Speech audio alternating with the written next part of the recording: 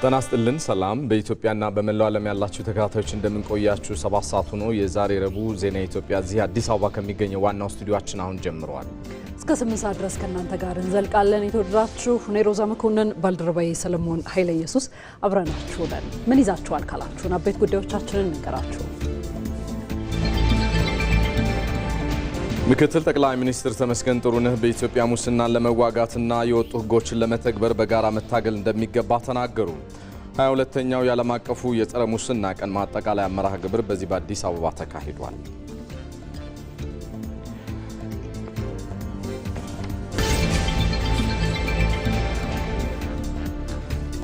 በኢትዮጵያ ዘላቂ ሰላምን ለማምጣት የተጀመረው ሀገራዊ ምክክር ትልቅ ዕድል የሚፈጥር መሆኑ ተገለጸ።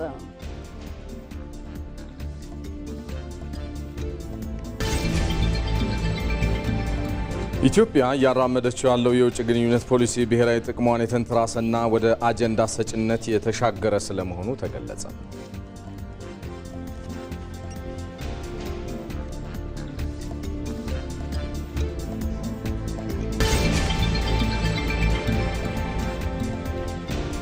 ከውጭ ከመረጥንላችሁ ጉዳይ የዩክሬኑ ፕሬዝዳንት ቮሎዲሚር ዜሌንስኪ አዲስ ምርጫ የማካሄድ ፍላጎት እንዳላቸው ተናገሩ።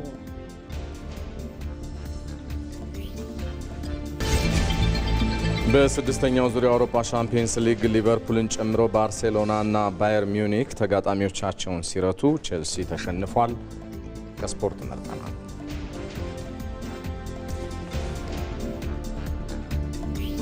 ዜና ኢትዮጵያችን ላይ ትገኛላችሁ። ከዚህ ከስቱዲዮ ወደ እናንተ ከምናደርሳቸው ዘገባዎች በተጨማሪ ሌሎች ማብራሪያዎች የሚያስፈልጋቸው ጉዳዮች ላይ የተሰማሩ ሪፖርተሮቻችን በቀጥታ መስመራችን ላይ እየጠበቁን ይገኛሉ። በጥቂቱ እናስተዋውቃችሁ። በቀጥታ መስመራችን ላይ በቀዳሚነት የሚመለከተው አሸናፊ እንዳለን ነው። አሸናፊ 22ኛው የዓለም አቀፍ የጸረ ሙስና ቀን ማጠቃለያ መርሃ ግብር በዛሬው ዕለት ተከናውኗል። ምክትል ጠቅላይ ሚኒስትር ተመስገን ጥሩነህ በተገኙበት መልእክት ተላልፏል። ምን ይዘት አለው? የሚያስዳስሰን ይሆናል። በዚህ በአዲስ አበባ የመጀመሪያው የአፍሪካ ኢነርጂ ብቃት ጉባኤ እየተካሄደ ይገኛል። በተለይ በዘርፉ የሀገራትን ተሞክሮና ኢትዮጵያን ጨምሮ እየተሳተፈችበት እንደመሆኑ መጠን የተነሱ ዋና ዋና ጉዳዮችን በተመለከተ ዘጋቢያችን ብሩክታይት አሳት ከደቂቃዎች በኋላ የምትቀላቀለን ይሆናል። እንዲሁም ዛሬ በመናነሳው ርዕሰ ጉዳይ ላይም እንግዳ ጋብዘናል። አጀንዳችን ጉዳይ የሀገራዊ ምክክር ኮሚሽን ጉዳይ ነው። በቀጣይ ትኩረቱ እስካሁን ያሉ ጉዳዮችስ ምን ተሰሩ የሚለውን በተመለከተም እንደዚሁ እንግዳ ወደ ኋላ ላይ በቀጥታ መስመራችን አስገብተን ወደ እናንተ የምናደርስ ይሆናል። አብራችሁን ዘልቁ።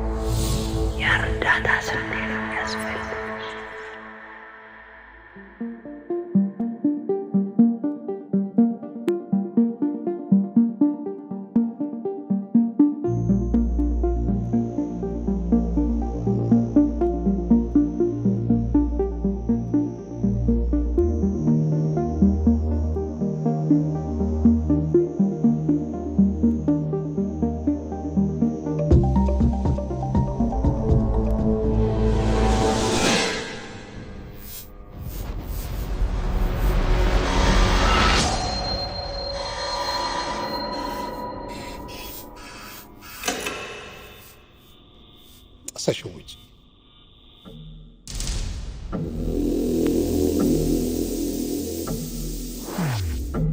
Sashowicz. በጥበብ በረቀቀ ምናብ በብልሃት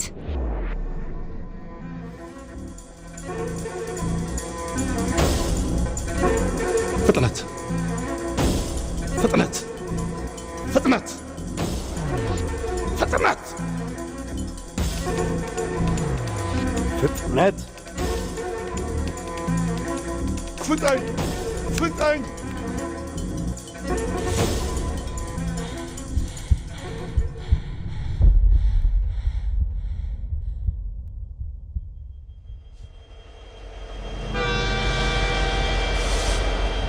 ይገርማል። ያጓጓል።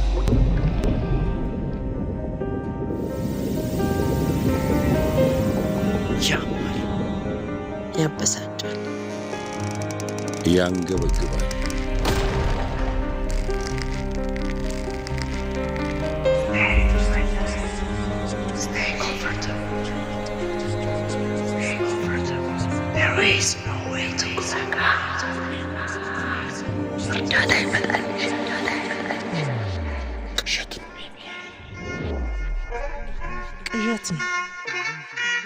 ቅዠት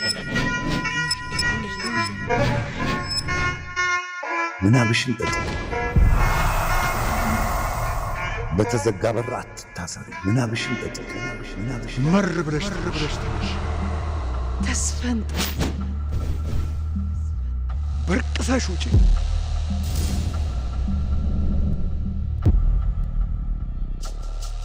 በራስሽ መንገድ ሂጂ።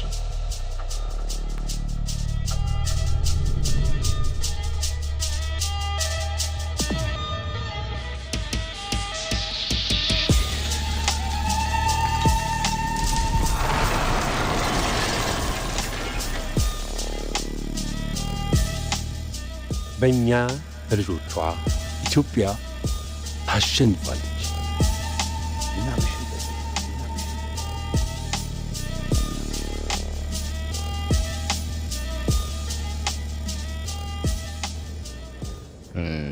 ተመልሰናል።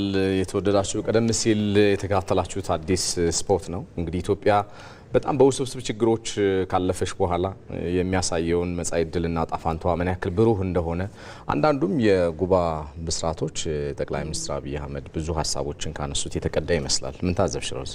ማለት ነው ኢትዮጵያ በበርካታ ችግሮች ውስጥ እያለፈች ያለች ሀገር ናት። ቅቡልነት ያለው የሀገር መንግስትን ግንባታ ጠንካራ የማድረግ ፖለቲካው ሀሳብ አልቦ ፖለቲካ የሚፈትናት ግጭቶች እዚህም እዚያም ያሉ ችግሮች እንዲሁ የሚፈትኗት ሀገር እንደሆነች ይታወቃል። ያንን ደግሞ ማሸነፍ ከመደመር መንግስት እሳቤ ጋር የሚያያዝ ነው። ሀገር በቀል የሆነ ወደ ውስጥ መመልከት፣ በጋራ መደመርና መሻገር በእኛ ልጆቿ ትችላለች የሚለውን ሀሳብ በጽኑ ያመላከተ ነው። እንደሚታወቀው እስከዛሬ የመጣንባቸው ሂደቶች ከሌሎች ሀገራት የምንኮርጃቸው ርዕዮቶችን ያስተናግድንበት ከዓለም ጋር በብዙ መልኩ የተላለፍንበት ሆኖ ዘልቋል። ዛሬ ላይ ሀገር በቀል የሆነውን የመደመር እሳቤ በማንሳት ኢትዮጵያ መሻገር ትችላለች፣ በልጆቿ በጽናት መቆም ትችላለች የሚለውን ያሳየ ድንቅ የጥበብ ስራ ነበረ። ዜና ኢትዮጵያችን ላይ ናቸው። ወደ ቀዳሚው ዘገባ እንሻገር። ምክትል ጠቅላይ ሚኒስትር ተመስገን ጥሩነህ በኢትዮጵያ ሙስና ለመዋጋትና የወጡ ሕጎችን ለመተግበር በጋራ መታገል እንደሚገባ ተናገሩ። 22ኛው ዓለም አቀፉ የጸረ ሙስና ቀን ማጠቃለያ መርሃ ግብር በዚህ በአዲስ አበባ ተካሂዷል። አለም ይልፉ ተከታትለዋለች። ሙስና ድንበር የለሽ ወንጀል በመሆኑ የዓለም ሀገራት የጸረ ሙስና ትግል ለማድረግ በጋራ መስራት ከጀመሩ 22 ዓመታት ተቆጥረዋል። ኢትዮጵያም ይህንን ትግል በመቀላቀል በተለይ ከለውጥ ወዲህ በርካታ ውጤታማ ስራዎችን እያከናወነች ትገኛለች። በ22ኛው የጸረ ሙስና ቀን በማጠቃለያ መርሃ ግብር ላይም ተቋማት የአሰራር ግልጽነትን በመተግበር ለሀገራዊ ለውጡ ወሳኝ ሚና መጫወታቸውን ነው የኢፌድሪ ምክትል ጠቅላይ ሚኒስትር ተመስገን ጥሩነህ የገለጹት። የምናያቸው ሀገራዊ ለውጦች እየተመዘገቡ ያሉት የመደመር መንግስት መንግስታዊ ሙስናን አምርሮ የሚጠየፍ ስለሆነ ነው። በአንድ በኩል የመንግስት አገልግሎት የሚሰጥባቸው ተቋማት አገልግሎታቸውን ግልጽ፣ ቀልጣፋ፣ ተደራሽና ተጠያቂነት ያለበት ካላደረጉ፣ በሌላ በኩል ጥፋት የሚፈጽሙ ኃላፊዎችንና ሰራተኞችን ወደ ሕግ የሚያቀርቡ የሕግና የጸጥታ ተቋማት ተገቢ ስራቸውን ካልሰሩ ሙስናን አፍጥጦ አግጥጦ እንደሚመጣ መወሰን ይቆጠራል።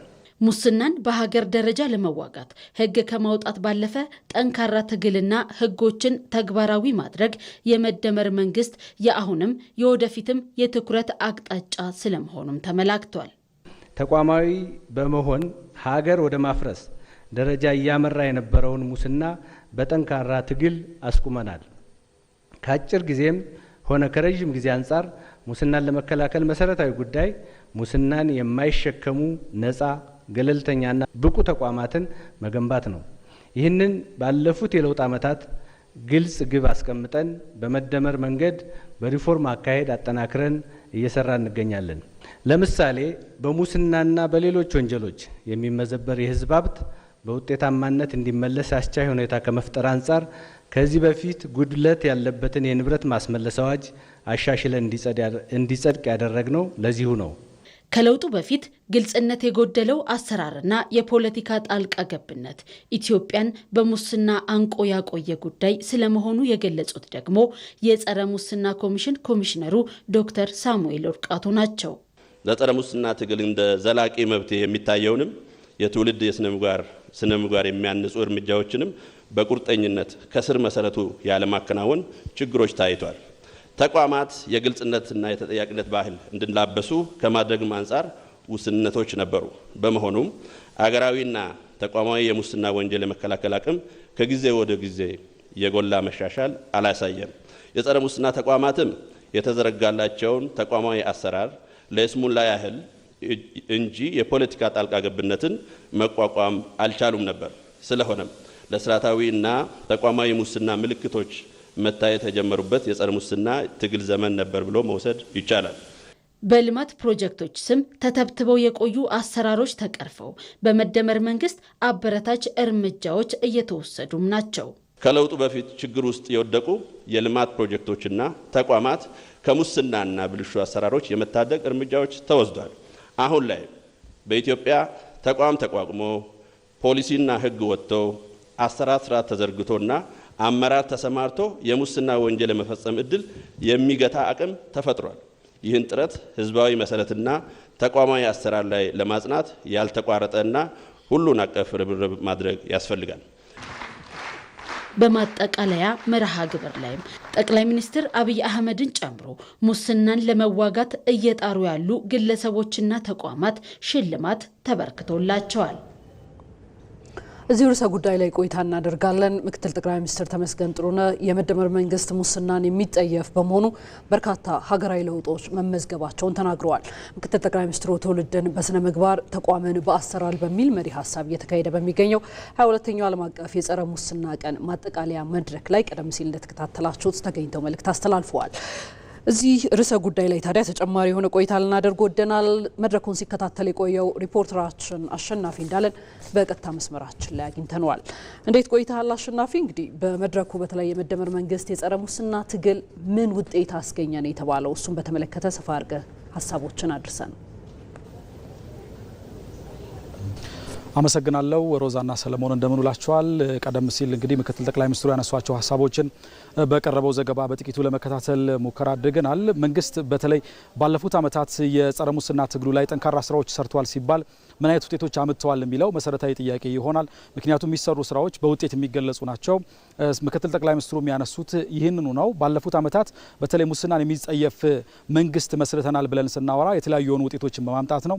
የመደመር መንግስት በእርግጥም ሙስናን እንደ መንግስት የሚጸየፍ መሆኑን ማሳያ መሆን የሚችሉ በርካታ ውጤቶችን አምጥተናል ብለዋል። ለዛም ደግሞ ትልቅ ማሳያ የሚሆነው በተለይ ከዚህ ቀደም በሙስና ውስጥ የነበሩ በርካታ የልማት ድርጅቶች ዛሬ ላይ አምራች እንዲሆኑ ማስቻላቸው፣ ከዛ ከነበሩበት ችግር ወጥተው ወደ ተግባር እንዲቀይሩ ማድረግ መቻሉ ትልቁ ማሳያ ነው። የታላቁ የኢትዮጵያ ህዳሴ ግድብንም እንዲሁ ማንሳት ይቻላል። ዛሬ ላይ ለምርቃት የበቃበትን ሁኔታ ስንመለከት ከዚህ ቀደም የነበሩበት ችግሮች እንዲቀረፍ ያደረገው የመደመር መንግስት ባደረጋቸው በርካታ ስራዎች መሆኑን ማንሳት እንችላለን።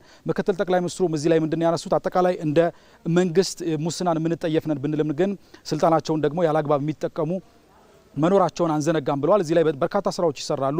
የተለያዩ የህግ ማዕቀፎችን ከማርቀቅ አንስቶ ደግሞ ተግባር ላይ በመዋል በርካታ ስራዎች ሰርተዋል። እነዚህም ውጤት እያመጡ ናቸው።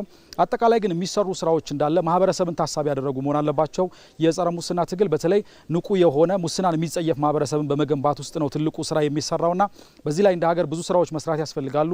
ትምህርት ቤቶች በጣም ብዙ ስራዎች ይጠበቁባቸዋል። የሃይማኖት ተቋማት እንዲሁ ሰፊ ስራ ይኖርባቸዋል። ከዛ ውጭ ያለውን ግን መንግስት ተቋማትን በማጠናከር ነው ስራ የሚሰራው። ለዚህ ደግሞ ማሳያ መሆን የሚችለው ሌላኛው ጥሩ ማሳያ በተለይ የመሶብ አገልግሎት ነው። ከዚህ ቀደም ህብረተሰቡ ያቀርባቸው የነበሩ የሙስናና የብልሹ አሰራር ችግሮችን እንዲሁ ግልጽነት በተሞላበት መንገድ እንዲሰራ ማስቻሉ ትልቁ ማሳያ ስለመሆኑ አንስተዋል። ስለዚህ እነዚህ ስራዎች ተጠናክረው ይቀጥላሉ። እንደ ሀገር የጀመርናቸው ጉዞዎችን ስኬታማ ማድረግ የምንችለው የጸረ ሙስና ትግላችንን በማጠናከር እንደሆነ ምክትል ጠቅላይ ሚኒስትሩ ሲያነሱ ነበር። ስለዚህ ለዚህ ደግሞ የተለያዩ አማራጮች አሉ።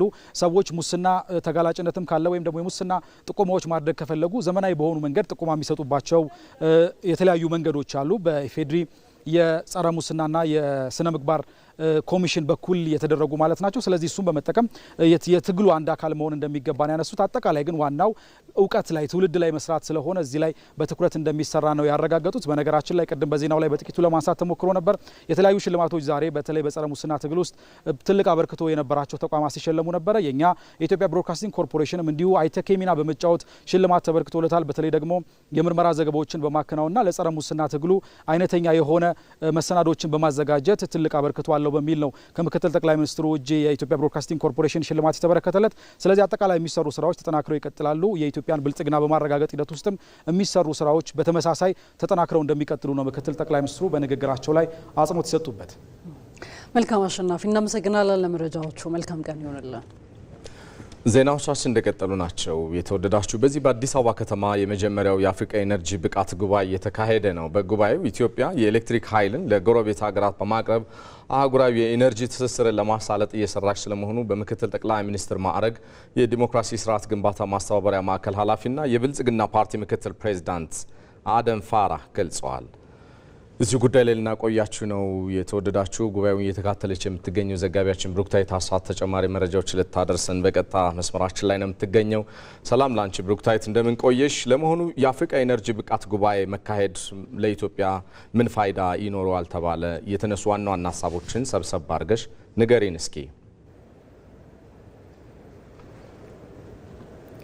አመሰግናለሁ ሰለሞን። እንዴት ውለሃል? ተመልካቾች እንዴት ውላችኋል? እንግዲህ ቀደም ሲል አንተም በመግቢያ ላይ እንዳነሳው በኢትዮጵያ ለመጀመሪያ ጊዜ የመጀመሪያው የአፍሪካ ኤነርጂ ብቃት ጉባኤ በአዲስ አበባ እየተካሄደ ይገኛል። በዚህም ታዲያ የተለያዩ አፍሪካ ሀገራት ተሳታፊ ሆነዋል ማለት ነው። እንዲሁም ደግሞ ተሞክሯቸውን እያጋሩ ይገኛሉ። ተሞክሯቸውንም ያጋሩ ሀገራትም አሉ። እንግዲህ በዚህ መድረክ ላይ የተገኙት በምክትል ጠቅላይ ሚኒስትር ማዕረግ የዲሞክራሲ ስርዓት ግንባታ ማስተባበሪያ ማዕከል ኃላፊና የብልጽግና ፓርቲ ምክትል ፕሬዝዳንት አደም ፋራህ ያነሱት ሀሳብ ነበረ። በመድረኩ በተለይም ደግሞ የኤሌክትሪክ ኃይልን ለጎረቤት ሀገራት ከማቅረብ ባለፈ ኢትዮጵያም በተለያዩ ሁኔታዎች ክፍተትን ለመሙላት እየሰራች መሆኑ ይታወቃል። እንግዲህ ይህንን አንስተዋል። ከዛ ባሻገር ሀገሪቱ 95 በመቶ የሚሆነውን በአሁን ሰዓት ላይ የምትጠቀመው ኃይል ከኤሌክትሪክ ወይም ከታዳሽ ኃይሎች የመጣ የኃይል አቅርቦት መሆኑን ያነሱት። እንግዲህ ከዚህም ባሻገር ይህንን በሀገሪቱ የሚታዩ አንዳንድ ክፍተቶች አሉ። በተለይም ደግሞ ከኃይል አቅርቦት ጋር የተገናኘ ተጠቃሚ ያልሆኑ የማህበረሰብ ክፍሎች እንዳሉ አንስተዋል። ይህንን ችግር ለመቅረፍ ታዲያ የተለያዩ ሀገራት በተለይም የአፍሪካ ሀገራት በጋራ መስራት እንዳለባቸው ነው ያነሱት። እንዲሁም ደግሞ ኢትዮጵያም ያሉትን ጸጋዎች በመጠቀም እንግዲህ ከቅርብ ጊዜያት በኋላ ኢትዮጵያ እንግዲህ በዚህ በታዳሽ ኃይል ዘርፍ ላይ ያሏትን ጸጋዎች በመጠቀም በስፋት ስራዎችን እየከወነች መሆኑ ይታወቃል። ስለዚህ ከዚህ በኋላም በስፋት ይህን ስራ በማስቀጠል ተጠቃሚነትን መጨመር ወይም ደግሞ ተወዳዳሪነትን መጨመር ያለባት መሆኑን ያነሱት ማለት ነው። እንግዲህ ከዚህም ባሻገር ደግሞ የኃይል ፍላጎት ለማሟላት ጋዝን መሰረት ያደረገና ለሰላማዊ ኃይል ፍላጎት የሚውል የኒውክሌር ኃይልም እያከማቸች መሆኑንም ነው እንግዲህ አደም ፋራህ ያነሱት ማለት ነው። በዚህ መድረክ ላይ ሌላ ተሳታፊ የሆኑት የአፍሪካ ህብረት ኮሚሽነር የሆኑት አደም ፋራህ አንደኛው ናቸው። እንግዲህ እሳቸውም በመድረኩ ላይ የተለያዩ ሀሳቦችን ሲያነሱ ተስተውሏል ማለት ነው። እንግዲህ ካነሱት ሀሳቦች መካከል እንግዲህ በአፍሪካ በተለይም በአመት አፍሪካ ከ20 እስከ 30 ሚሊዮን ዶላር ያክል ለተለያዩ ወጪዎች ወይም ደግሞ ከኃይል አቅርቦት ጋር በተገናኙ ወጪ እንደምታደርግ ነው ያነሱት። ታዲያ ይህንንም ችግር ለመቅረፍ ወይንንም ወጪዎችን ለመቀነስ በዚህ በታዳሽ ኃይል ዘርፍ ላይ መስራት እንዳለባቸው ነው ያነሱት ማለት ነው። በዚህ መድረክ ላይ ሌላኛው ተሳታፊ የነበሩት እንግዲህ የንግድና ቀጠናዊ ትስስር ሚኒስትር ካሳሁን ጎፌ ነበሩ።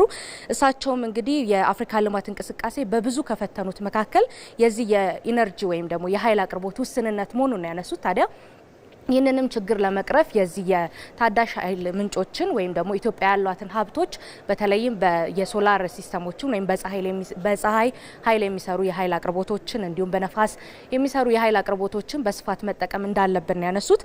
ከዛም ባሻገር እንግዲህ ይህንን ስራ በስፋት ከከወንን በ2030 አሁን ላይ ያላት የኃይል አቅርቦት ኢትዮጵያ በእጥፍ እንደሚያድግ ነው የተናገሩት ማለት ነው። እንግዲህ ሌላኛው ተሳታፊ የነበሩት የአፍሪካ ኢንፍራስትራክቸርና ኢነርጂ ኮሚሽነር የሆኑት ላራቶ ማታቦጌ ናቸው። እሳቸውም እንግዲህ ሀገራት ያላቸውን የታዳሽ ኃይል አቅርቦትና ያላቸውን የታዳሽ ኃይል አሰራር አንድ ላይ በማዋቀር በጋራ በመስራት የአፍሪካን ተጠቃሚነት ማሳደግ እንደሚገባቸው ነው በመድረኩ ያነሱት ማለት ነው። ይህ ጉባኤ ታዲያ የተለያዩ አፍሪካ ሀገራት ተሳታፊ የሆኑት የመጀመሪያው የአፍሪካ ኢነርጂ ብቃት ጉባኤ እየተካሄደ የሚገኘው በነገው ዕለትም የሚቀጥል ይሆናል ማለት ነው። ብሩክታዊት የአፍሪካ ህብረት ኮሚሽን ሊቀመንበር መሐመድ አሊ ዩሱፍና ሌሎችም ተጋባዥ እንግዶች በተገኙበት በተለይ ስለ አፍሪካ ኢነርጂ መሳካት የተደረገውን ጉባኤ አስመልክተሽ ሰፋ ላለው መረጃሽ በጣም አድርጌ አመሰግናለሁ። መልካም ቀን ይሁንልሽ።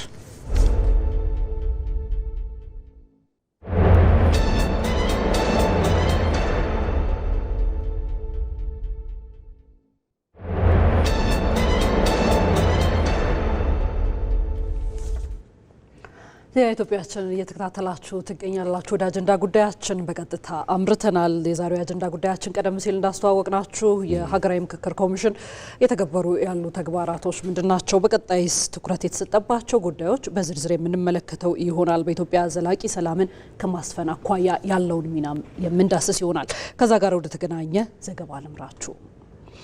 በኢትዮጵያ ዘላቂ ሰላምን ለማምጣት የተጀመረው ሀገራዊ ምክክር ትልቅ እድል የሚፈጥር መሆኑ ተገለጸ። በእስካሁን ሂደት ያልተሞከረውን አዲስ መንገድ መጓዝን እንደሚመርጥ የሚገልጸው የመደመር መንግስት ለሀገራዊ ምክክሩ ስኬት የድርሻውን እየተወጣ ነው። በዚህ ጉዳይ ላይ ይመራደም ተጨማሪ ዘገባ ይዟል።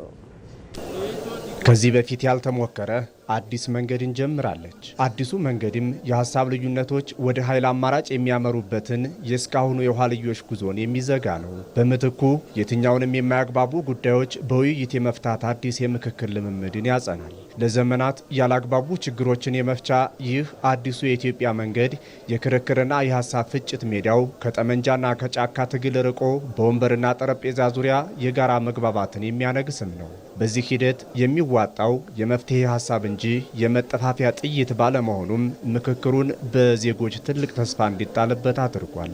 የጋራ የሆኑ ነገሮችን ነገ ለትውልድ ማስረከብ ለሚገቡን ነገሮች ላይ የትኛውንም የፖለቲካ አመለካከት ያዝ፣ የትኛውንም የፖለቲካ አቋም ያዝ ሊያግባቡን በሚችሉት ላይ የራሳችን የሆነ አሻራ ማሳረፍ መቻል አለብን። የራሳችን የሆነ አስተዋጽኦ ማድረግ መቻል አለብን። የኔ ያንተ የሱ የሷ የሁሉም ድምር ውጤት ነው አገርን ከፍ ሊያደርግ የሚችለው። ስለዚህ የጋራ የሆኑ ጉዳዮች ላይ ዛሬ እያየናቸው ያለው በእኛ ትውልድ እየተሰሩ ያሉ በርካታ ነገሮች እንዳሉ እናውቃለን። ኢትዮጵያ በየዘመናቱ የይዋጣልን የግጭት አዙሪት የሀሳብ የበላይነትን መቀበል አቅቶት ብረት አስነግቶ በዱር ቤት የትግል የአንድ ሀገር ያውም ላይለያዩ የተጋመዱ ኢትዮጵያውያን ወንድማማቾችን አገዳድሏል። ይህ የኢትዮጵያ የታሪክ መገለጫ እስከመሆን የደረሰው ሀሳብን በኃይል የማስፈጸም አካሄድ ታዲያ ኋላ ቀር አስባል እንጂ አንዳች ጥቅምን አላስገኝላትም። የጠመንጃና የአብዮት እርምጃ ስንክሳር የተጠናወተው ይህ አይነቱ ልምምድ ደግሞ በኢትዮጵያ ሀገረ መንግስት የመገንባት ሂደትንም ጠንካራ እንዳይሆን አድርጎታል። የሁሉ ነገር ቋጠሮና የሀገር እድገት ማሳለጫዋ ቁልፍ ነገር የሰላም ጉዳይንም እንደ ዋዛ ሲፈትናት ቆይቷል። ወደ ኋላ መቅረታችን ትልቁ ሰላም ማጣታችን፣ ያለ አላስፈላጊ አጀንዳዎች ይዘን ባላስፈላጊ ትርክት ባላስፈላጊ ታሪክ ስንጣላ ጊዜ ስላሳለፍን ጠላቶቻችን ደግሞ ይሄንን ጠብ እያራዘሙብን እርስ በራሳችን እንድንዋጋ አድርገው ፕሮክሲ ዋሮች ስለሚበዙ አንድ ቀን የተወሰነ ጊዜ ሴትልድ አላገኘችም።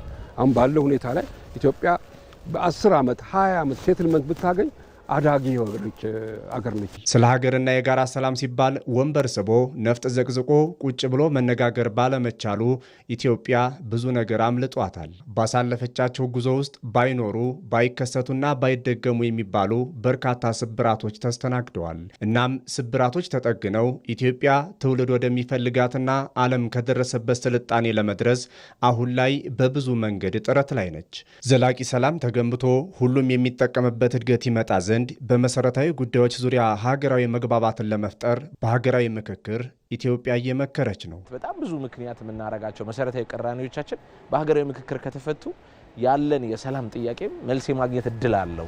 ስለዚህ ምክክር ማድረግ የሚቻልበትን መንገድ ማሰብ አንድ የምክክር ባህል ማዳበሪያ እድልም አድርጎ መውሰድ ይቻላል። በስካሁኑ ሂደት ያልተሞከረውን አዲስ መንገድ መጓዝን እንደሚመርጥ የመደመር መንግስት ይገልጻል። ኢትዮጵያ በሀገረ መንግስት ግንባታ ጉዞዋ ያጣችውን ችግሮችን በውይይት የመፍታት ባህል አሁን ላይ ወርቃማ እድል ሆኖ መጥቶላታል። ችግሮች የቱንም ያህል በዝተው ቢፈትኑ የመውጫ መንገዱ ኢትዮጵያ የጀመረችው ሁሉን አካታች ውይይት ነው። ሳያግባቡ የቆዩ ጉዳዮች ለአንዴና ለመጨረሻ ጊዜ ልባትን እንዲያገኙና ለኢትዮጵያ የማንሰራራት ጉዞ ተደማሪ አቅም እንዲፈጠር ቅንና ቀናነት ከትውልዱ ይጠበቃል።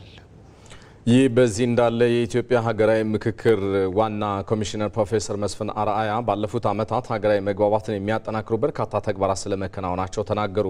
ተቀማጭነታቸውን በዚህ በአዲስ አበባ ላደረጉ ዲፕሎማቶች ኮሚሽኑ የእስካሁኑ የምክክር ሂደት እንደዚሁም የቀጣይ ትኩረት አቅጣጫን በተመለከተ ገለጻ ተደርጎላቸዋል። አባዲ ወይናይ የኢትዮጵያ ሀገራዊ ምክክር ኮሚሽን ተቀማጭነታቸውን በአዲስ አበባ ላደረጉ ዲፕሎማቶች የእስካሁን የምክክር ሂደቱ እንዲሁም የቀጣይ ትኩረቶችን በተመለከተ ገለጻ አድርጓል። ኮሚሽኑ ሀገራዊ ምክክሩን ስኬታማና አካታች እንዲሆን ለማስቻል ከተለያዩ የማህበረሰብ ክፍሎች ተቋማትና አካላት ጋር ውይይት ማድረጉን ገልጿል። የአጀንዳ ማሰባሰብና ለይታን ጨምሮ ኮሚሽኑ በአጭር ጊዜ ውስጥ በርካታ ተግባራት ማከናወኑን በገለጻው ተነስቷል። የኢትዮጵያ ሀገራዊ ምክክር ኮሚሽን ዋና ኮሚሽነር ፕሮፌሰር መስፍን አርአያ እንደጠቀሱት በኢትዮጵያ የሚንቀሳቀሱ ዲፕሎማቶችና ዓለም አቀፉ የማህበረሰብ አባላት ለምክክሩ ድጋፍ አድርገዋል። ይህ ሀገራዊ ምክክር ኮሚሽን በውጭ በሚገኝ የሚሰራ ስራ አይደለም። ከኛው ከራሳችን ገንዘብ ሚኒስቴር በጀት መድቦልን የሚሰራ ነው። ነገር ግን እዛ ውስጥ ያሉትን የተለያዩ ፕሮጀክቶች የውጭዎቹ እንርዳ ብለው ሲመጡ ባዘጋጀነው ታስክ ፈንድ ወይም ቋት መሰረት በእኛ በተባበሩት መንግስታት የልማት ፕሮግራምና በገንዘብ ሚኒስቴር የሚተዳደር ቋት አለ። እዛ ቋት ውስጥ ይከታሉ። ገንዘባቸው በትክክል ስራ ላይ መዋሉን በየጊዜው እየተመለከቱ ስራችን እንቅስቃሴያችን እያዩ እየተደሰቱ በየጊዜው እዛ ቋት ውስጥ የሚጨምሩበት ሂደት ነው። በዚህም በጣም ተደስተው አሁን እንደውም አንዳንድ ሀገሮች በዚህ ለመቀጠል እየተዘጋጁ ናቸው ያሉት። ዋና ኮሚሽነር ፕሮፌሰር መስፍን አርአያ በትግራይ ክልል ሀገራዊ ምክክሩን ለማከናወን ኮሚሽኑ ቁርጠኛ ሆኖ እየሰራ ነው ሲሉ ገልጸዋል። ዋናው የሀገራዊ ምክክር ዓላማ እነኚህ በየቦታ ያየናቸው ግጭቶች እና ጭራሽ ወደ ጦርነት ያደጉ ሁነቶች በሙሉ ለአንዴና ለመጨረሻ ጊዜ በተቻለ መጠን በምክክር ሁላችንም አሸናፊ ሆነን በምንወጣበት አካሄድ መፍትሄ እንድናገኝላቸው ማስቻል ስለሆነ እንዳልኩህ ትግራይን ወደ ኋላ ጥሎ የሚካሄድበት አይደለም። ስለዚህ አዲስ አበባ ያሉትንም ተጋሩ፣ እዛም ትግራይም ውስጥ ያሉትንም ተጋሩ ወደዚህ ሀገራዊ ምክክር ኮሚሽኑ ስራ ሂደት እንዲመጡ ጥሪ አድርገናል። ምላሹም እጅግ በጣም የሚያበረታታ ነው። ይህ በቀጣዮቹ ቀናት እንግዲህ የሚስተዋል ነው ብዬ አምናለሁ። በቀሩት ጥቂት ጊዜያት የኢትዮጵያ ሀገራዊ ምክክር ጉባኤ ለማስጀመርም እየተሰራ እንደሚገኝ የኢትዮጵያ ሀገራዊ ምክክር ኮሚሽን አስታውቋል። በቀሩን 3 ወራት ጊዜ ውስጥ የኢትዮጵያ ሀገራዊ ምክክር ጉባኤ መጀመር አለበት ብለን እናምናለን። መጀመር አለበት። ናሽናል ጉባኤው ተጀመረ ማለት እንደዚህ በማግስቱ ያልቃል ማለት አይደለም። ናሽናል ዳያሎግ ቀጣይ ነው፣ ሂደት ነው። ነገር ግን ቢያንስ የተወሰኑ እጅግ መሰረታዊ በሆኑ አጀንዳዎች ላይ የኢትዮጵያ ሕዝቦች በጋራ ሆነው ተገናኝተው መግባባት ላይ የሚደርሱበትን መድረክ መፍጠር ነው እና የኛ ስራ እነኛ መግባባት የተደረሰባቸውን ደግሞ በፖሊሲ መልክ ቀርጾ መንግስት ወይም የሚመለከታቸው እንዲተገብሯቸው ማስቻል ስለሆነ ሂደታችን እዚያ ላይ እንግዲህ በሚገባ እንሰራለን ብዬ ተስፋ አደርጋለሁ። በገለጻው የተሳተፉ ዲፕሎማቶችና ዓለም አቀፉ የማህበረሰብ ክፍሎች ሀገራዊ ምክክሩ የታለመለትን ዓላማ እንዲያሳካ ድጋፋቸውን አጠናክረው እንደሚቀጥሉ አስታውቀዋል። እዚህ ርዕሰ ጉዳይ ላይ እንቆያለን። ተጨማሪ የሆኑ በተለይም በማብራሪያ ደረጃ ማለት ነው የሀገራዊ ምክክር ኮሚሽን እያከናወነ ያለውን ተግባርና ሂደቱን አስመልክቶ ማብራሪያዎች እንዲሰጡን ደግሞ የሀገራዊ ምክክር ኮሚሽን ኮሚሽነር ዶክተር ዮናስ አዳዬን በቀጥታ መስመራችን ላይ ጋብዘናቸዋል። ከሳቸው ጋር እንቆያለን። ኮሚሽነር እጅግ አድርገን እናመሰግናለን። ለሰዓቶም ሊሰጡን ለሚችሉት ማብራሪያም ጭምር ማለት ነው። ወደ ቀዳሚ ጥያቄ ላምራ። በተለይ በኢትዮጵያ ዘላቂ የሆነ ሰላምን ለማረጋገጥ የሀገራዊ ምክክር ኮሚሽን ይዞት የመጣው አዲስ አማራጭ እንዴት እንገልጸዋለን ከሚለው ሀሳብ እንነሳ።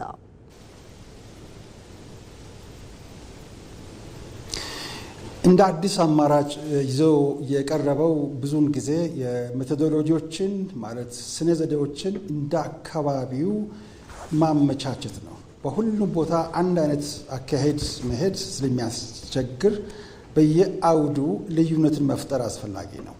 ስለዚህ ከመነሻውም ሀገራዊ ምክክር ኮሚሽን አካሄዱ ስነ ዘዴ ቢኖረውም ስነ ዘዴው ግን በዋናነት ማተኮር ያለበት በአካባቢው ተጨባጭ ሁኔታ ላይ ነው። ስለዚህ አሁን ለምሳሌ ትግራይ ክልል ስንሄድ ደቡብ ያደረግነውን ወይም አማራ ክልል ያደረግነውን ሳይሆን ትግራይን የሚመጥን የትግራይን ተጨባጭ ሁኔታ የሚያንጸባርቅ መሆኑ ስላለበት በዚህም ላይ ደግሞ ከክልሉ ውጭ ያሉ ወገኖቻችን ክልሉ ውስጥ ያሉትንም ሁሉ እኩል አሳታፊዎች እንድንሆን ማድረግ ማስቻል ነው። በትልቁ የሀገራዊ ምክክር ዓላማ በየጊዜው ሁሌ እንደምናነሳው ትልቁ ዓላማው የመጀመሪያው ሀገራዊ መግባባትን ማምጣት ነው። የመግባባቱ አለመኖር ነው እስካሁን ድረስ ለግጭቶቻችን መነሻ ሆኖ የነበረው።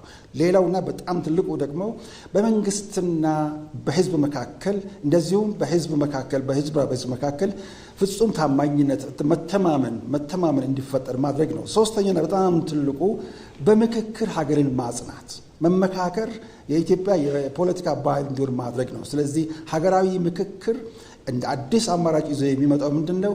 ምክክር መውጫ መንገድ ነው። ከጦርነት ይልቅ በጉልበት ከመፈታተሽ ይልቅ በንግግር በእውቀት መር በሆነ ምርምር መር በሆነ መንገድ ሀገርን ማጽናት የሚቻለው ሰላምን በሰላማዊ መንገድ ማምጣት ሲቻል ነው። ለዚያው ቁልፉ ደግሞ መነጋገር ነው የሚለውን እጅግ የሰለጠነ የአንደኛው ክፍለ ዘመን የሚመጥን አማራጭ ይዞ ነው የመጣው። ሮዛ ዶክተር አካታችና አሳታፊነቱን ይዞ ሁሉንም አይነት ችግሮች በጠረጴዛ ዙሪያ ለመፍታት የሄዳችሁበት ያለው ርቀት መቼም ይሄ ድል እንዳያመልጠን ከመጓጓትን ብቻ ሳይሆን ኢትዮጵያ ማህበራዊ ረፍት የሚሰማት ዜጋ መኖሪያ እንድትሆንም ከማለም የተሻገረ ነው ብዬ አስባለሁ። እንግዲህ ሀገራዊ ምክክር ኮሚሽኑ በቀሩት ጊዜያት ሊያከናውናቸው ያቀዳቸው ደግሞ ዋና ዋና የተግባር አቅጣጫዎች ይኖራሉ ብዬ አስባለሁኝና እስኪ ይህን ደግሞ ይንገሩን።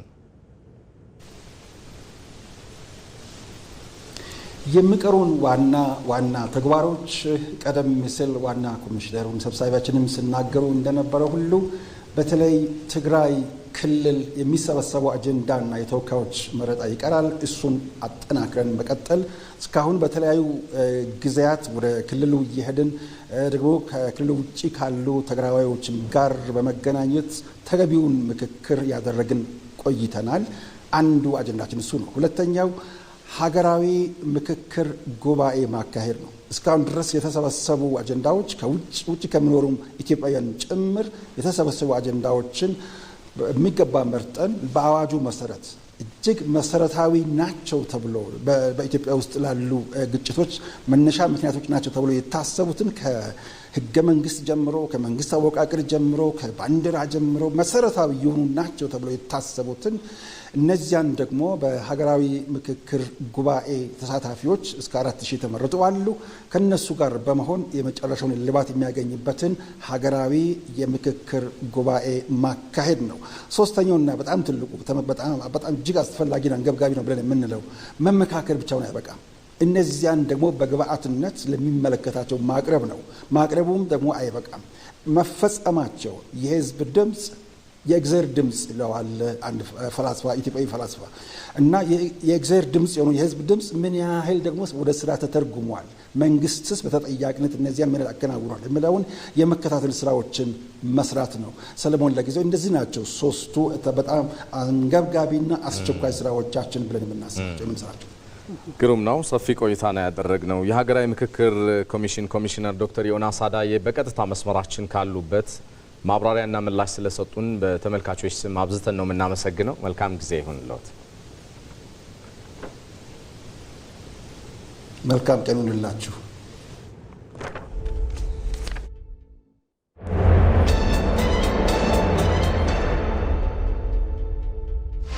መንግስት እንደመጣ አሃዳዊ የሚል ቅጽል ተሰጥቶት ነበረ። አሃዳዊ ስለሆነ ነው መወጋው የሚለው ኤትኒክ ፌዴራሊስት ስለሆነ ነው መወጋው የሚለው በጋራ ነው። ሻቢያ እኔ ህዋትን ካላጠፋው ወይም እንዳላጠፋ አረገኝ፣ ግን ደግሞ ህዋትና ሻቢያ ደግሞ አገንስት መንግስት ኮንስፓየር ሲያደርጉት አለ። ሀሳብ መኖሩ ሳይሆን እርስ በርስ የሚጋጩ ሀሳቦች መኖራቸው በራሽ የሚባል ሌላ ካታጎራይዜሽን ይሰጣል። የአማራ ብሔራዊ ክልላዊ መንግስት ሲባል የአማራ ክልል ህዝብን ብቻ ጥቅምና መብት ለማስጠበቅ ተብሎ የተቋቋመ አድርጎ ለመሳል የሚደረግ ጥረት which is completely wrong። በጣም ጉምቱ ፖለቲከኛ የሚባለው ኦሮሞና ኢትዮጵያ ምናምን ብሎ ሲያወዳድር ታያል። አሁን እንደዚህ የሚባል ነገር የለም። ኢትዮጵያ ማለት የሁሉም ነች። ኢትዮጵያ ውስጥ የብሔራዊ የአንድነት ህዝብ ወደ በጋራ ሲሰባሰብ ለብሮ ፍርሃት የሚፈጠረው የብዙ አያላን ሀገራትን ጥቅም ያስከብራል ወንድም። እነዚህ ኦቾሎን የሚያካክሉ ሀገራት እዛ ላይ ቁጭ ብሎ መከላከል አልቻለም። የኢትዮጵያ መንግስት ትልቁ የቤት ስራው በሀገር ውስጥ ብቻ ሳይሆን በዓለም አቀፍ መድረክ ላይ የኢትዮጵያን እንደ ሀገር የኢትዮጵያውያንን እንደ ህዝብ ጥቅማቸውን ማስጠበቅ። የሀገር ጉዳይ ዛሬ ምሽት 3 ሰዓት ከሩብ በኢትዮጵያ ቴሌቪዥን።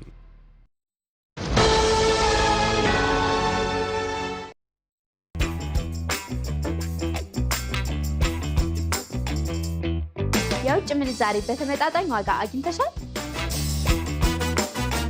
ለግብይቶችሽ ግን እንዴት እንደምትከፊ ታውቂያለሽ?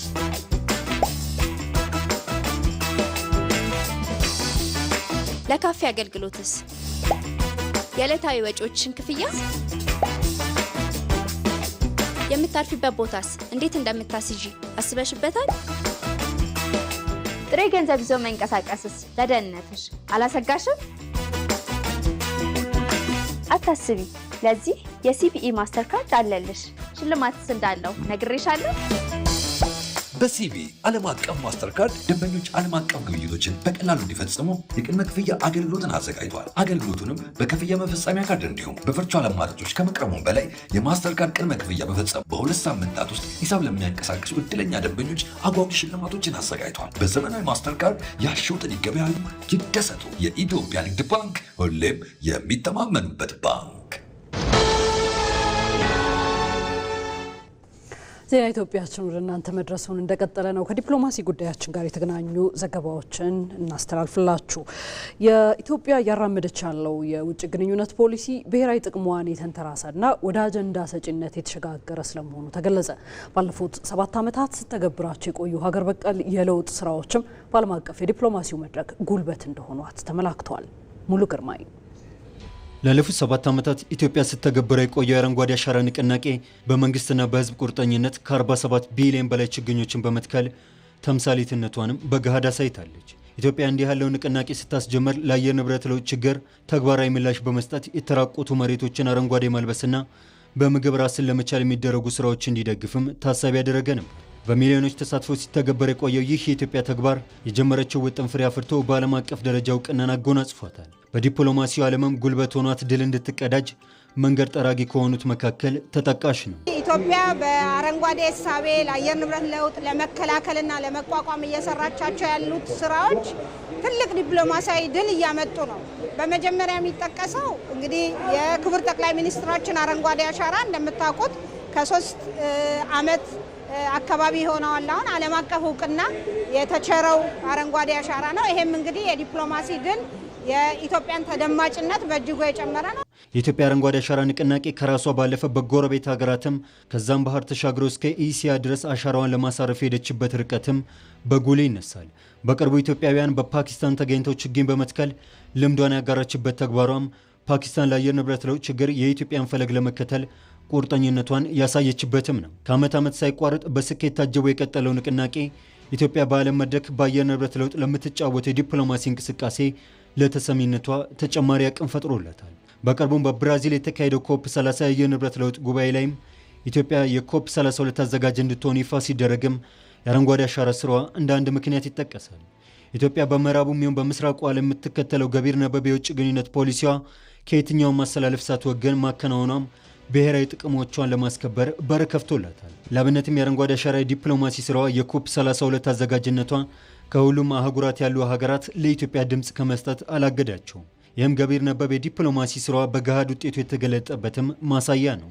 48 ቢሊዮን በላይ ችግኞችን ከ30 ሚሊዮን ህዝብ በላይ አሳትፎ አካባቢን የደን ሀብትን በማሻሻል የተራቆተ መሬትን በማሻሻል ረገድ የዓለማችን የምድራችን ትልቁ የሪስቶሬሽን ፕሮግራም ነው።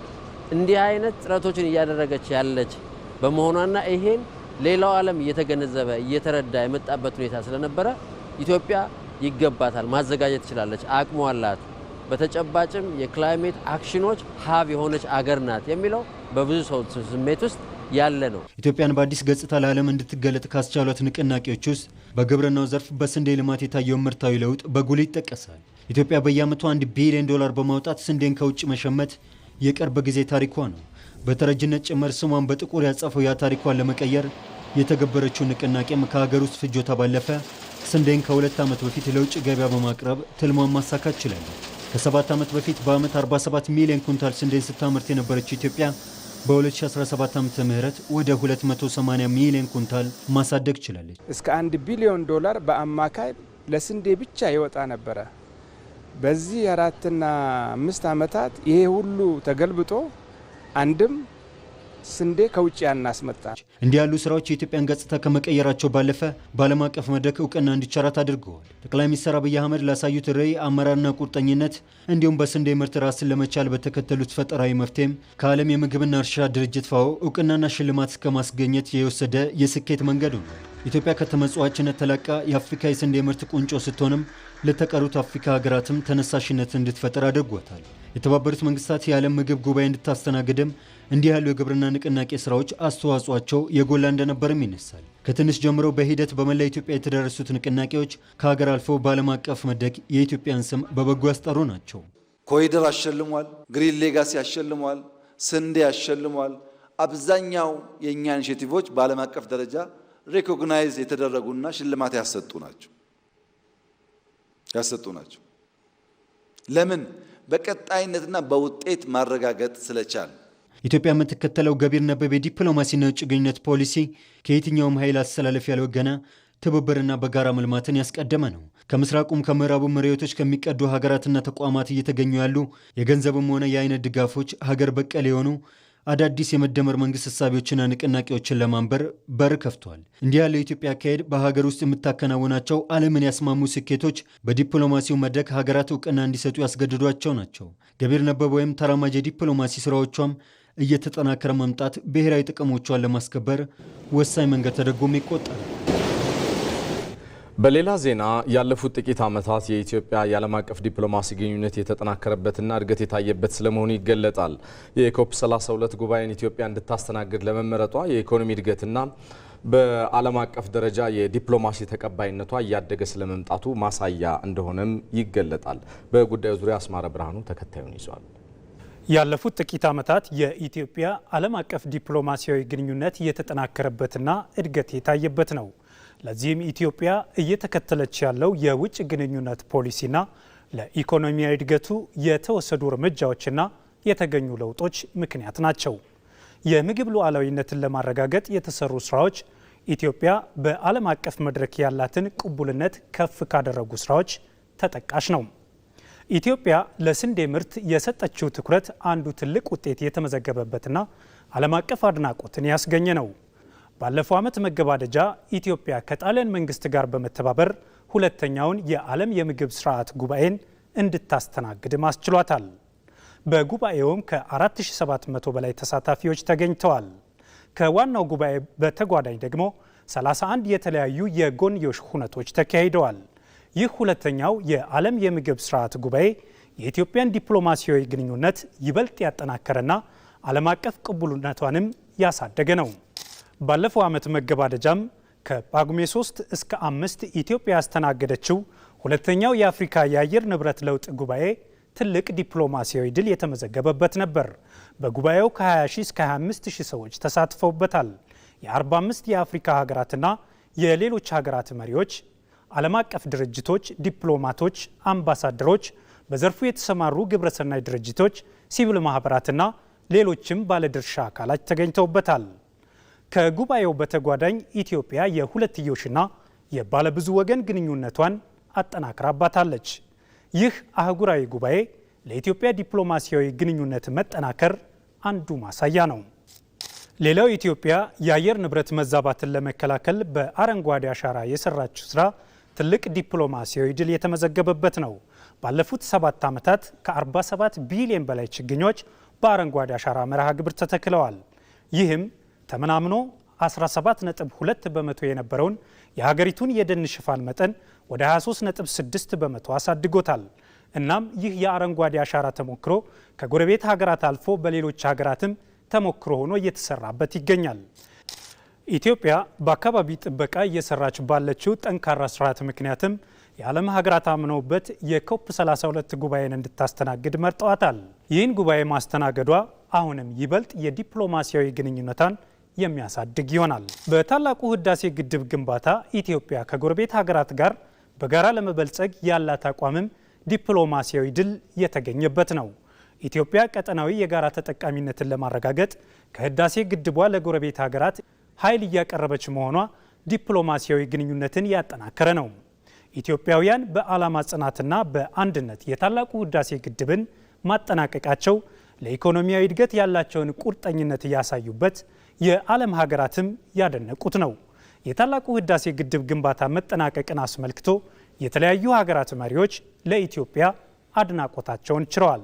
የኢትዮጵያን ዲፕሎማሲያዊ ግንኙነትም ይህ አጠናክሮታል። እዚህ የሚመነጨው ኤሌክትሪክ ኃይል ኢትዮጵያውያን ብቻ ተጠቃሚ የሚያደርግ አይደለም። በታችኛው የተፋሰሱ ክፍል የሚገኙ ሀገራትን ጨምሮ ሌሎችን ሀገራትም ተጠቃሚ ያደርጋል። ፓን አፍሪካዊ አንድምታ ያለው ቀጠናዊ ፕሮጀክት ነው ማለት ይቻላል። መላው አፍሪካዊ ሊኮራበት ይገባል።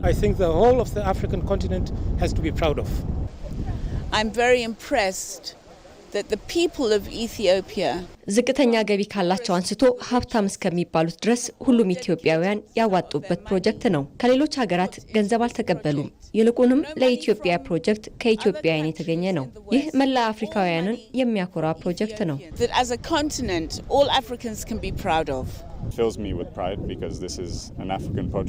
ይህ አፍሪካዊ ፕሮጀክት በመሆኑ ኩራት ይሰማኛል። ፓን አፍሪካዊነትን የምታቀነቅን ከሆነ በየትኛውም የአህጉሪቱ ክፍል የሚሰራ ልማት ያስደስትሃል። ምክንያቱም አፍሪካ እንድታድግ እንፈልጋለን። በአዲስ አበባ ከተማና በክልል ከተሞች እየተሰራ ያለው የኮሪደር ልማትም የኢትዮጵያን ገጽታ የገነባ ነው። የሀገራት መሪዎችና ዲፕሎማቶችም የኢትዮጵያን የኮሪደር ልማትና የወንዝ ዳርቻ ልማት አድንቀዋል። ከሰሞኑ ለአፍሪካ ሚዲያ አዋርድ ኢትዮጵያ የተገኙ እንግዶችም በኢትዮጵያ እየታየ ያለውን ሁለንተናዊ ለውጥ አድንቀዋል። ኢትዮጵያ ባለፉት ዓመታት በውጭ ግንኙነት ፖሊሲ ላይና ለኢኮኖሚያዊ እድገት በሰራቻቸው ስራዎች በዓለም አቀፍ ደረጃ ያላት ተቀባይነትና ዲፕሎማሲያዊ ግንኙነቷ ከፍ ሊል ችሏል።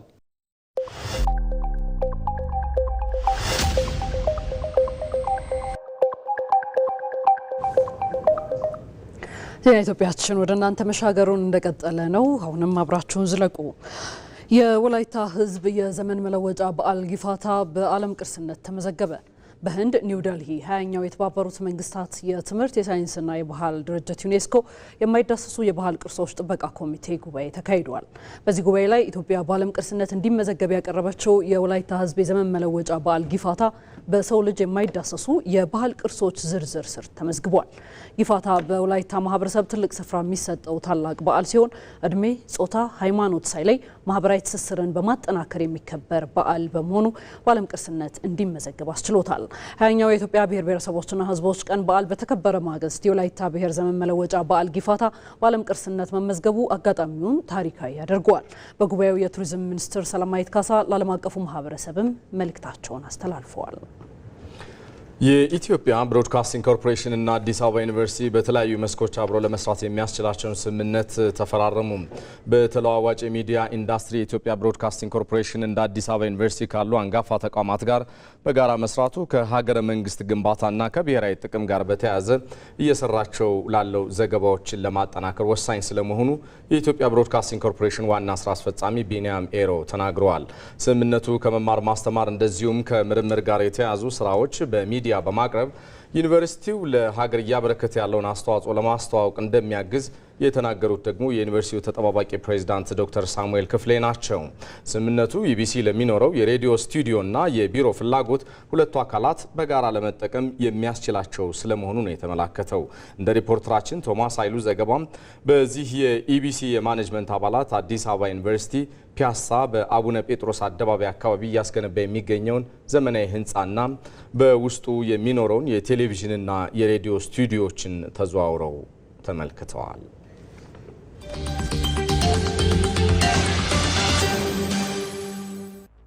ኢትዮ መልህቅ ያለፈው ግማሽ ክፍለ ዘመን ግጭቶች ኢትዮጵያን የበዛ ዋጋ አስከፍለዋታል። እኚህ ጊዜያት ኢትዮጵያ ከሰላም ውጭ አማራጭ እንደሌላት የታየበት ነው። ኢትዮጵያ በሰላምና በሰላም ብቻ ታተርፋለች። ለሰላም የተዘረጉ እጆች በቅርቡ በተደረጉ ድርድሮች ውጤትን እያመጡ ነው። ከፕሪቶሪያ እስከ ታንዛኒያ እንዲሁም በኢጋድ አደራዳሪነት የተካሄዱ ድርድሮች ምን ውጤት አመጡ? ኢትዮ መልህቅ ዛሬ ምሽት 3 ሰዓት ላይ በኢትዮጵያ ቴሌቪዥንና በኢቢሲ ዶት ስትሪም ላይ ጠብቁን።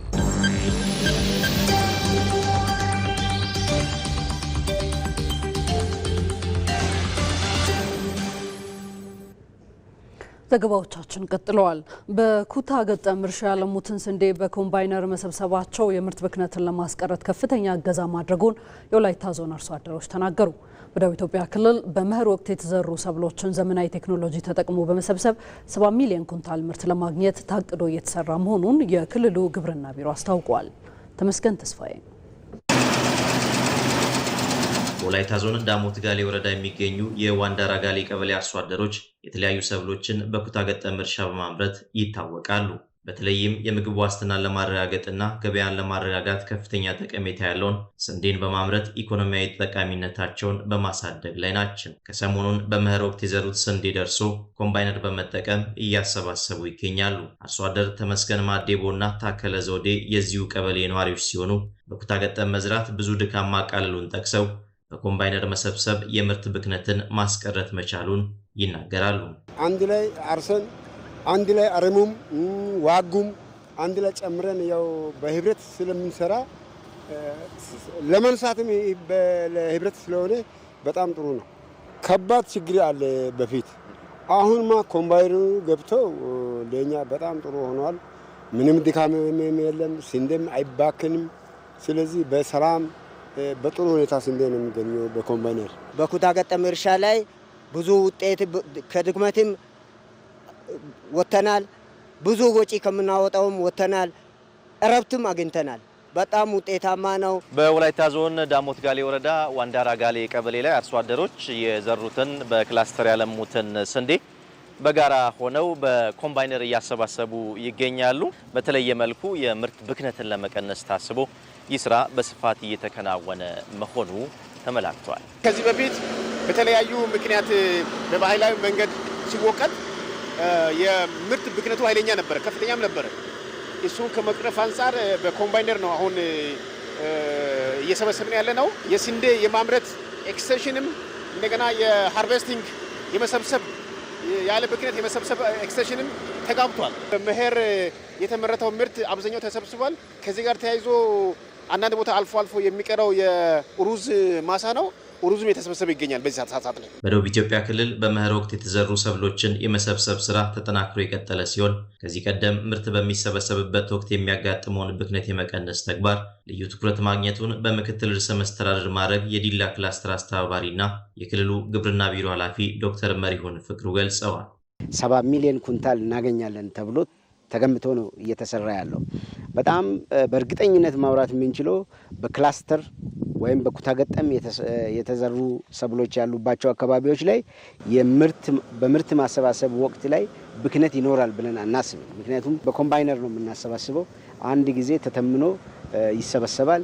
አንድ ፍሬ መሬት ላይ ጠብ ሳትል እህል ይሰበሰባል ማለት ነው። በደቡብ ኢትዮጵያ ክልል ከምርት አሰባሰብ ባሻገር ለበጋ እርሻ ማሳይ ማዘጋጀት ስራ እየተከናወነ ይገኛል። በመሶብ የአንድ ማዕከል የተሳለጠ አገልግሎት ማግኘት መቻላቸውን ጊዜያችንን በአግባቡ እንድንጠቀም አስችሎናል ሲሉ የሚዛን አማን ከተማ ነዋሪዎች ይገልጻሉ።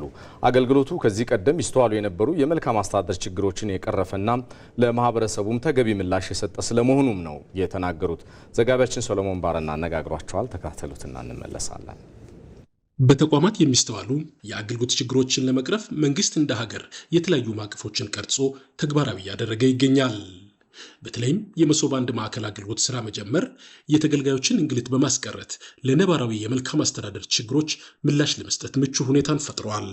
በደቡብ ምዕራብ ኢትዮጵያ ክልል በቅርቡ ስራ የጀመረው ክልላዊ መሶብ የአንድ ማዕከል አገልግሎት ለጥያቄያችን ተገቢ ምላሽ የሰጠ ነው ሲሉ ተገልጋዮች ገልጸዋል።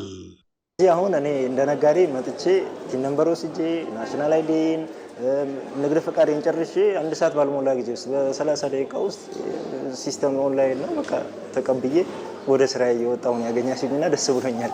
ለምሳሌ እኔ ቲን ነምበር ለማውጣት ወረዳ ላይ በመሰራበት አካባቢ ብዙ ጊዜ ሞክሬያለሁ። ከዛ ዞን ላይም እንደዚሁ ይሄድ ጎረፋ እየበዛ ሲያስቸግረኝ መጥቼ ነበር። አሁን ግን ከመጣ በኋላ እኔ በጣም ደስ ብሎኛል። የሆነ ደቂቃዎች ባልፈጁበት ውስጥ በተቀላጠፈ አሰራር ውስጥ ሆኜ ነው 30 ደቂቃ ማክሲመም 30 ደቂቃ ነው የፈጀብኝ። የፋይዳ ኦሪጂናል መታወቂያ ሰጥቼ ነው የወሰድኩት። የደቡብ ምዕራብ ኢትዮጵያ ክልል መሶብ አንድ ማዕከል አገልግሎት ዋና ስራ አስፈጻሚ አቶ አስራት አዳሮ በበኩላቸው በአገልግሎት አሰጣጥ ሂደት ከህዝብ ለሚነሱ ጥያቄዎች መንግስት ምላሽ እየሰጠ ይገኛል ብለዋል። እያንዳንዱን አገልግሎት በእጅ መንሻ የማግኘት ጥያቄ በብዛት የሚነሳበት ነበር፣ እንግሊት በብዛት የሚነሳበት ነበር። ስለዚህ ይሄንን ዲጂታል አገልግሎት በመስጠት ነው ማቋረጥ የሚቻለው። ከገንዘብ ከወረቀት ከምናምኑ ጋር ግንኙነት ሳይኖር በቴክኖሎጂ ብቻ ፈጣን አገልግሎት መስጠት ይቻላል። ጥራት ያለ አገልግሎት መስጠት ይቻላል። ይሄ ፖለቲካሊም ኢኮኖሚካሊም ሶሻሊም ብዙ በአገሪቱ ላይ ትልቅ ጥቅም ሊያስገኝ የሚችል መሆኑ የተረጋገጠበት ነው። የማዕከሉን አገልግሎት ይበልጥ ለማስፋፋት በክልሉ የብዝሃ ዋና ከተሞች ተመሳሳይ አገልግሎት የሚሰጡ ማዕከላት እየተደራጁ እንደሚገኙም ጠቁመዋል። በዚህ ብቻ አበቃም። ይሄ የክልል ማዕከል ነው።